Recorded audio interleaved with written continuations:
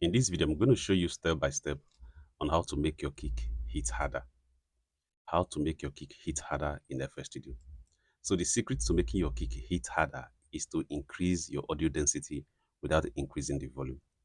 When your audio density is very dense, the strength of the kick will be much harder and punchier in your speaker. So there are several tools on how to make your kick hit harder to increase the density of your audio. So one of such tools to be able to increase the hardness and the density of your kick is using equalizer tool. So we're going to route our kick into our mixer. So it's already there right here. So if you have yours like this,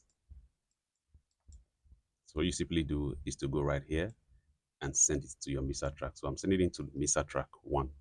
You can right click and it goes straight to your mixer. So when you get to your mixer, this is your mixer spot. So you're going to add in your equalizer tool. So we're going to go to this insert, this slot section right here, and you're going to bring in your equalizer tool. So you come here, fruit tool, equalizer. You can as well use different equalizer, but you have to understand where your audio signal, your kick signal is sitting.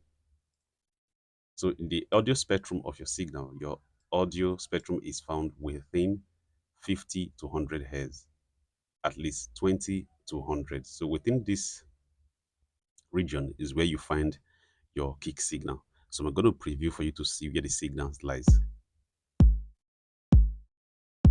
So right here, where you see that presence of that signal is where the audio signal lies.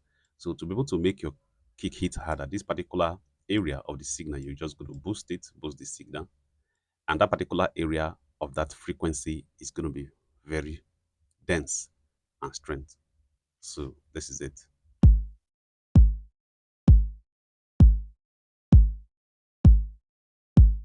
So the more you increase,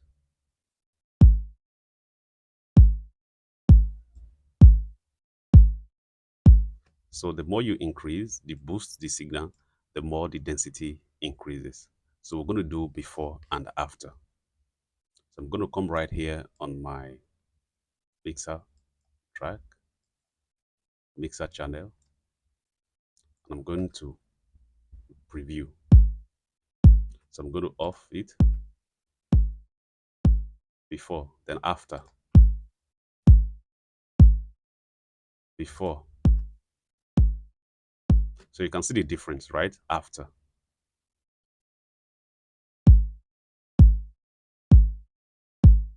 So this is basically on how to use your audio,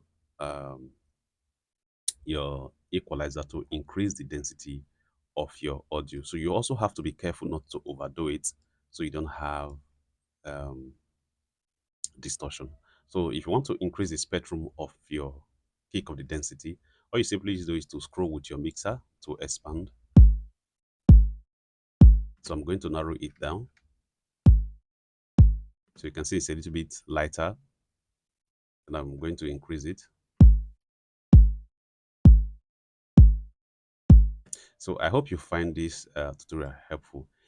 If if you need an audio mentor and you want to learn more about music production, you want to increase your knowledge about music production, recording, mixing, and mastering step by step, irrespective of the location you are in, do well to reach me using the link in the description below. So the second tools that you're going to be bringing in to increase the density of your audio signal to make your kick punchier is using the compressor tool. So we're going to be offing this, and I'm going to be bringing in or removing this totally. And I'm going to be bringing in the compressor tool. So I'm going to on, and I'm going to bring in the compressor tool. So you can use any compressor that is present in your DAW, whether it's an external plugin, wave plugin, or whatever compressor. So using the compressor tool. So I'm going to bring in the compressor tool. So this is the compressor tool. In the compressor tool, what you simply need to do is basically increase the density of your kick signal. And the way to do that is first, sometimes reduce the transient, then the dynamic, and increase the gain. Or if you don't want to tamper with the dynamic, and you just want to give it a boost on the smaller signal to give it more density, then you can use the gain too. But with this, to give it that heavy punch, you're going to experiment. Let's experiment both. So here I'm going to increase the gain knob. So this is before and this is after. So you can see how punchy it is. So with this gain knob, you basically increase the density of the kick signal. The another way to also do that, to tighten and increase the gain, is using your threshold. So with the threshold, you're going to be reducing some of the transient. And when you reduce some of the transients, you're going to tighten the signal. And when the signal feel tightened, it's going to give you more heavy and punch. And this is how you do it. So you increase your ratio to let's say 2.5. Then this attack is a little bit okay. Then you bring in, as you play, as you bring, as you play and bring this threshold down, you notice that it will go down a little bit. It simply means that the compressor is actually attacking the softer dynamic on top of the signal. So you notice before, after. So what you notice right, you discover that it's a little bit more quieter. And the reason why it's more quieter because this particular threshold has reduced the softer dynamic. So now we're going to be putting the dynamic back by using the gain knob, right? So in this case, the signal is going to be more tighter. We're going to increase.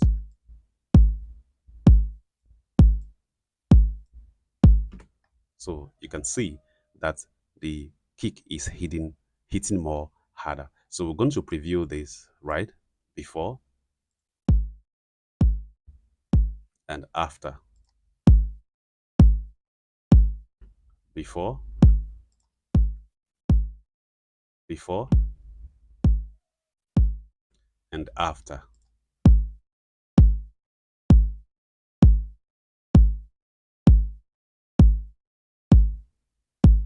So you can actually see the difference. So just a recap. So the main way, two basic way in this tutorial to increase your audio signals is first using your equalizer tool. And how do you use your equalizer tool? By boosting the signal region of your audio kick. So we're going to experiment that again. This is before. I'm going to reset. This is before, and this is after. So you boost.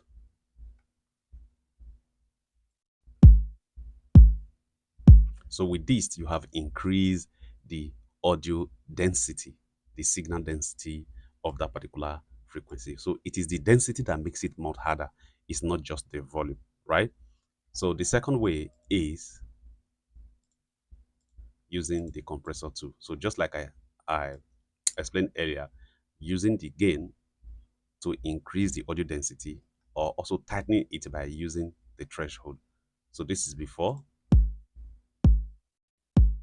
and this is after. So guys, this is the trick in making your kick hit harder in FL Studio. So if you find this tutorial helpful and you like to increase your knowledge and learn more about music production, recording, mixing, and mastering, irrespective of the country you are, step by step, do well to contact me using the link in the description below.